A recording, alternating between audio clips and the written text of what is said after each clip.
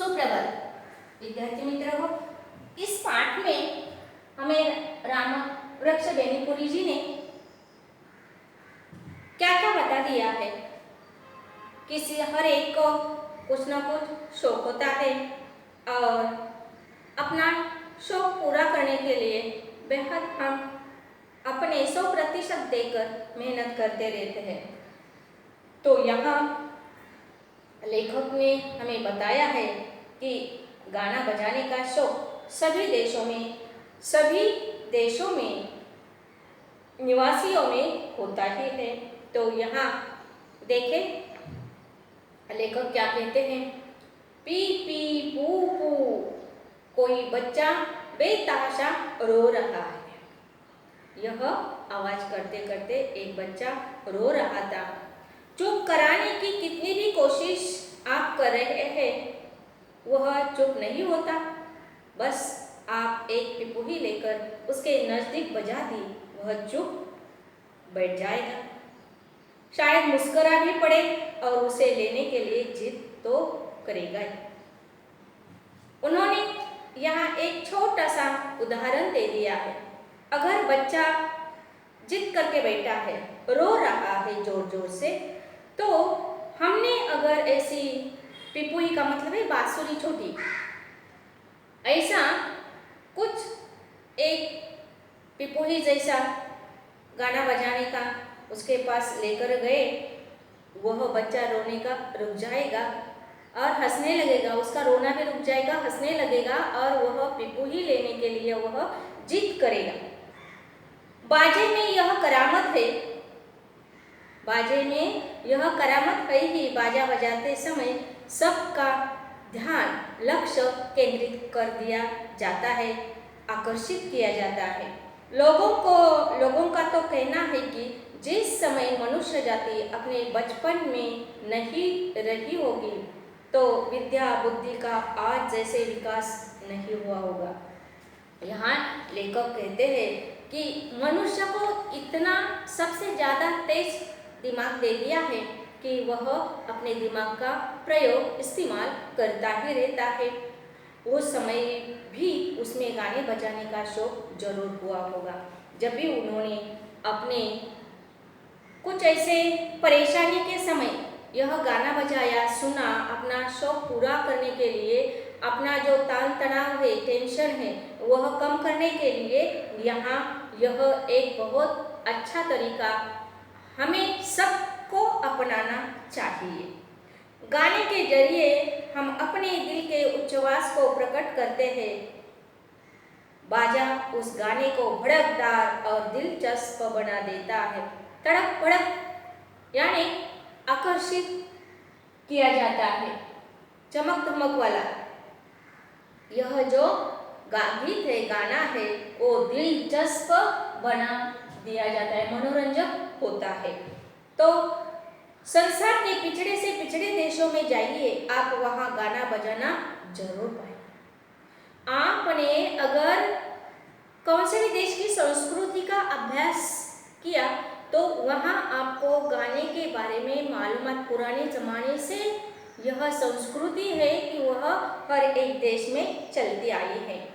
पहले कौन सा बाजा बना होगा, इसका अंदाज लगाने वाले कहते हैं कि पहले कई चीजों को इकट्ठा कर उन्हें पीट पीट कर शब्द निकालने की चेष्टा की गई होंगी। बच्चे लोग देखो, हमने कुछ भी बजाया तो उसमें से एक धुन निकलती है, स्वर निकलता है, आवाज निकलती है, बराबर। और वह आवाज किस प्रकार का है, उसे हमने नाम दे दिया। इंसान ने, आदमी ने उसको एक नाम दे दिया, वह हो गया आलाप, सुर हो गया।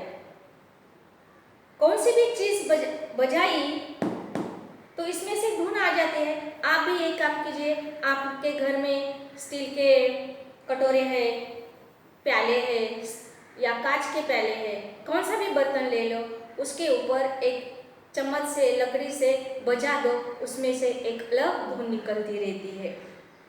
तो ऐसी धुन, ऐसी आवाज निकलने के बाद यह गाने की खोज शुरू हुई होगी।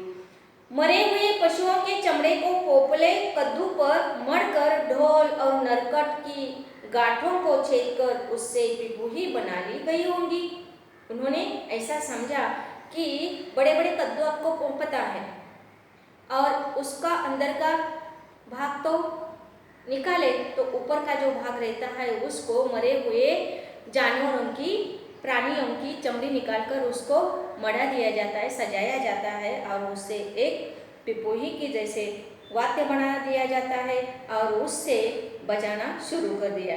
किसी पोपली चीज में छोटे छोटे कंकड़ रखकर उसे हिलाने डुलाने पर एक प्रकार का स्वर निकालते हुए झुंझुना बनाने की कल्पना की गई होगी। आप भी देखो, आपके घर में जो डिब्बा है, बॉटल है और कुछ ऐसा ढक्कन वाला बर्तन है वह ले लो, उसके अंदर आप थोड़े कंकड़ भी डाल दो, नहीं तो आप चावल डाल दो, चने डाल दो, वाटाना डाल दो और उसके बाद आप कौन सी भी चीज़ अंदर डाल दो और इसके बजा दो, अलग अलग अलग आवाज़ आ जाएगी और इस प्रकार ही झुंझुने की खोज निकली होंगी।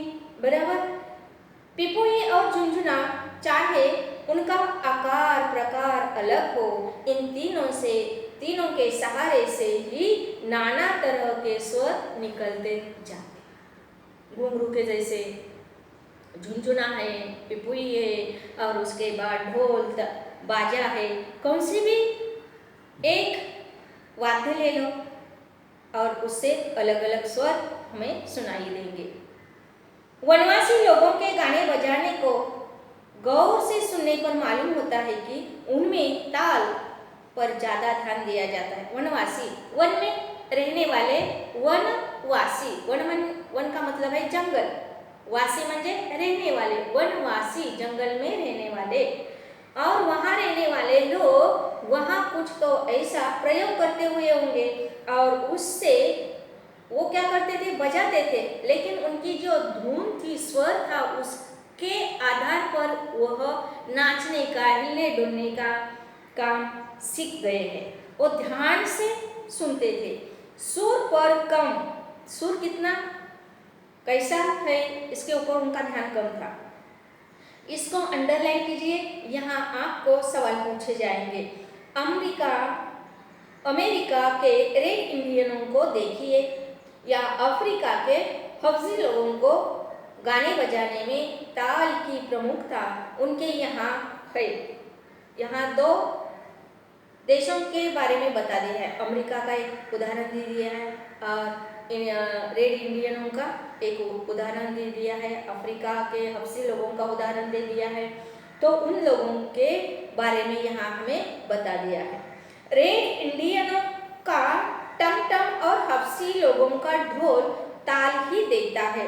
ढोल बजने लगा तो अपने आप से पैर हिलने डुलने लगते हैं, क्योंकि हम उस आवाज पर, सुरों पर ताल धरना शुरू कर देते हैं। उसी प्रकार हफ्सी लोग तो ढोल बजाने में इतने उस्ताद है कि उन्होंने ढोल की भाषा का इजाद कर लिया। उन्होंने कोई भी चीज बनाने का उनका हथकंडा है, उनके हाथ की एक भारी चीज हो गई है। एक जगह कोई ढोल बजा रहा है, दूसरा मीलों की दूरी पर बैठा उस ढोल की सुनकर समझ लेता है कि वह क्या कह रहा है।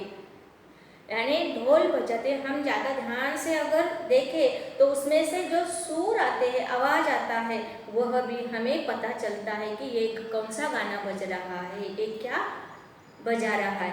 तो इसके बाद हम देखेंगे आगे के भाग में, अगला हिस्सा बचा हुआ है। ओके।